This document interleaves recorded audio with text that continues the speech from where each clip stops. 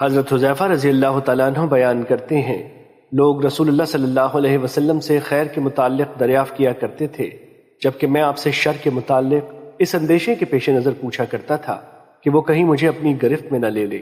وہ بیان کرتے ہیں، میں نے عرض کیا اللہ کے رسول، ہم جاہلیت اور شر میں مبتلا تھے، اللہ نے ہمیں اس خیر سے نواز دیا، تو کیا اس خیر کے بعد کوئی شر بھی آئے گا؟ آپ نے فرمایا ہاں۔ میں نے عرض کیا اس شر کے بعد کوئی خیر بھی آئے گا؟ آپ نے فرمایا ہاں، لیکن اس میں کمزوری ہوگی۔ میں نے عرض کیا اس کی کمزوری کیا ہوگی؟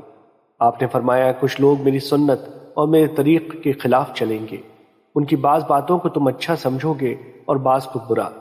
میں نے عرض کیا اس خیر کے بعد شر ہوگا؟ آپ نے فرمایا ہاں، ابواب جہنم پر دعوت دینے والے ہوں گے، جس نے ان کی دعوت کو قبول کر لیا تو وہ اس کو اس میں پھینک دیں گے۔ میں نے عرض کیا اللہ کے رسول ان کا تعارف کرا دیں۔ آپ نے فرمایا وہ ہمارے ہی قبیلے سے ہوں گے اور وہ ہماری زبان میں کلام کریں گے۔ میں نے عرض کیا اگر اس زمانے نے مجھے پا لیا تو آپ مجھے کیا حکم فرماتے ہیں؟ آپ نے فرمایا مسلمانوں کی جماعت اور ان کے امیر کے ساتھ لگ جانا۔ میں نے عرض کیا اگر ان کی جماعت نہ ہو اور نہ ان کا امام تو پھر کیا کروں؟ آپ نے فرمایا ان تمام فرقوں سے الگ ہو جانا، خواہ تمہیں درخت کی جڑیں چبانی پڑے، حتیٰ کہ تمہیں اسی حالت میں موت آ جائے۔